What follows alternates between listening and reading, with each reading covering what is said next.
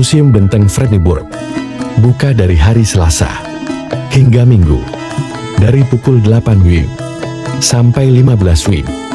Harga tiket masuknya mulai Rp3.000 untuk pengunjung dewasa dan mulai Rp2.000 untuk pengunjung anak. Tersedia pula harga tiket masuk untuk rombongan.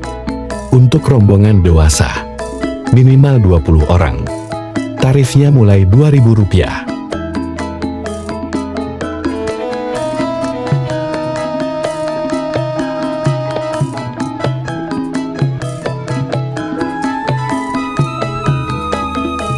Benteng Vredenburg menjadi tempat wisata yang favorit untuk para wisatawan saat berada di daerah Malioboro yang murah dan juga menarik untuk dikunjungi.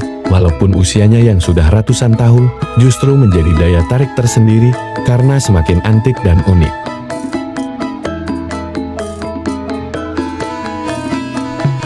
Bangunan benteng tersebut, yakni peninggalan pada zaman Belanda yang di dalamnya terdapat ruang dipenuhi koleksi barang bersejarah. Museum Benteng Vredenburg Yogyakarta menceritakan tentang sejarah perjuangan, namun kini dijadikan sebagai objek wisata rekreasi dan edukasi. Di dalam Benteng Vredenburg terdapat juga patung prajurit, replika meriam, mesin kuno dan alat lainnya juga. Pada saat kamu memasuki ruangannya, kamu akan seperti dibawa kembali ke masa lalu. Suasananya yang begitu klasik.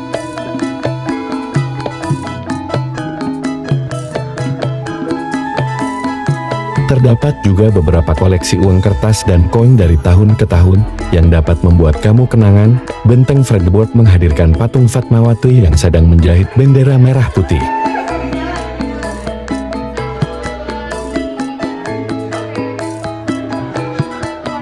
Benteng Vredenburg adalah saksi sejarah betapa kuatnya pengaruh Belanda dalam menjajah Indonesia, karena posisinya yang strategis di tengah kota. Tepatnya di depan Keraton Yogyakarta, Benteng Vredenburg telah merekam peristiwa-peristiwa penting dan telah mengalami perubahan fungsi dari waktu ke waktu. Dikutip dari laman ki.budaya.georgieakotekatko.i, Benteng Vredenburg didirikan pada tahun 1760 atas perintah Sultan Hamengkubuwono I yang menyetujui permintaan Belanda untuk membangun benteng di dekat keraton. Saat itu, Belanda merasa khawatir dengan kemajuan keraton yang sangat pesat dan berdalih pembangunan benteng adalah upaya Belanda menjaga keamanan keraton. Akan tetapi, di balik dalih tersebut, Belanda mempunyai maksud tersendiri, yaitu untuk memudahkan Belanda dalam mengontrol seluruh perkembangan di keraton.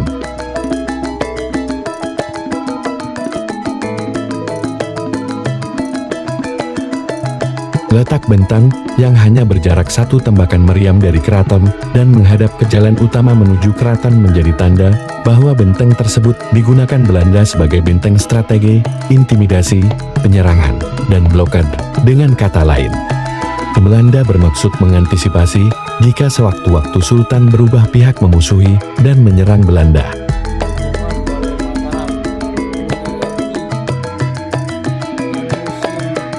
Benteng Vredenburg pertama kali dibangun dengan sangat sederhana. Temboknya berbahan tanah dan ditopang dengan tiang-tiang kayu pohon kelapa aren dengan atap ilalang. Benteng tersebut berbentuk persegi yang di masing-masing sisinya dilengkapi bastion. Kemudian pada masa berikutnya, Gubernur Belanda Willem van Ossenburg mengusulkan pembangunan benteng secara permanen dengan dalih keamanan yang lebih terjamin. Pada tahun 1767, pembangunan benteng permanen dimulai di bawah pengawasan arsitek Belanda, Hilf Frans Haak.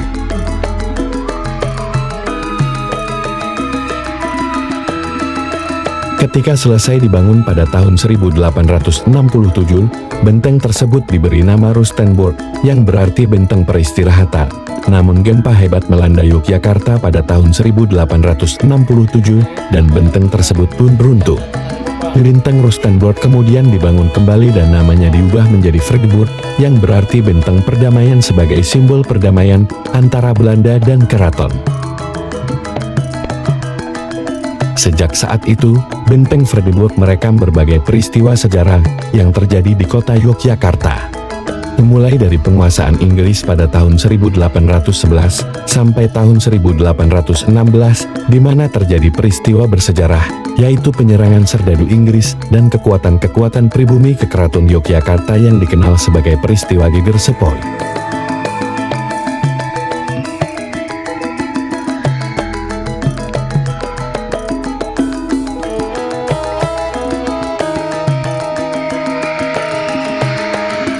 Pada 5 Maret tahun 1942, Benteng Frederik sempat diambil alih oleh tentara Jepang ketika menduduki kota Yogyakarta. Selain digunakan sebagai markas kompetai dan gudang senjata, Benteng Frederik juga digunakan sebagai tempat tawanan orang Belanda dan Indonesia yang melawan Jepang.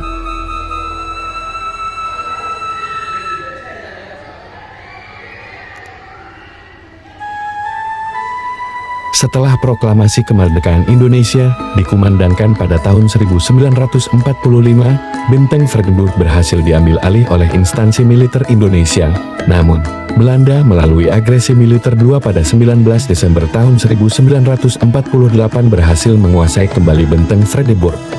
Selain digunakan sebagai tempat penyimpanan alat-alat tempur, Belanda juga menggunakan benteng ini sebagai markas dinas rahasia Belanda.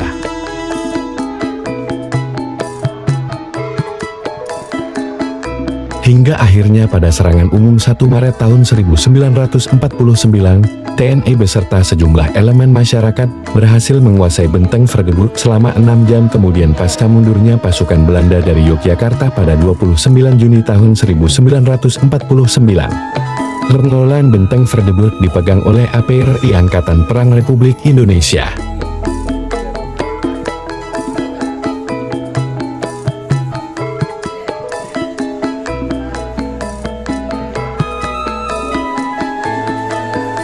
Fungsi Benteng Frederik. Dilansir laman pariwisata.jogjakota.go.id, Benteng Frederik secara historis telah mengalami beberapa kali perubahan fungsi benteng, antara lain tahun-tahun 1760 sampai tahun 1830 digunakan sebagai benteng pertahanan. Tahun-tahun 1830 sampai tahun 1945 digunakan sebagai markas militer Belanda dan Jepang. Tahun-tahun 1945 sampai tahun 1977 digunakan sebagai mabes militer RI. Tahun-tahun 1977 sampai tahun 1985 digunakan sebagai pusat informasi dan pengembangan budaya Nusantara. Tahun-tahun 1985 sampai tahun 1992 digunakan sebagai museum perjuangan dan dibuka untuk umum. Tahun-tahun 1992 sekarang digunakan sebagai museum khusus perjuangan nasional dengan nama Museum Benteng Frederik Yogyakarta.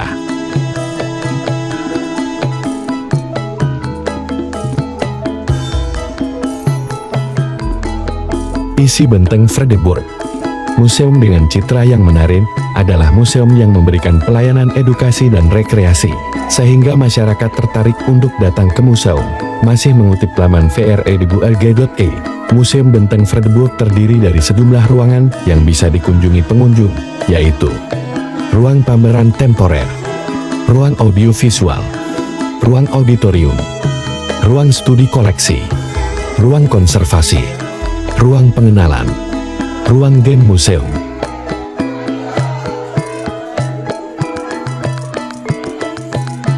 Museum Benteng Frederik memiliki berbagai diorama sejarah Indonesia, mulai dari masa perjuangan, sebelum proklamasi kemerdekaan, hingga masa Orde Baru.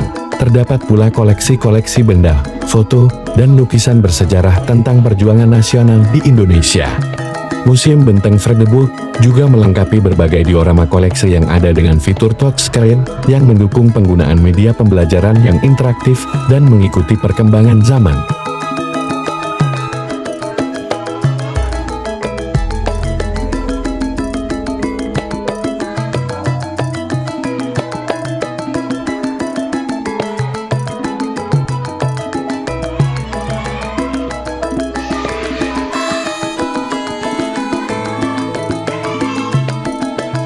Demikian sejarah Museum Benteng Frederik beserta fungsi, letak, dan koleksinya.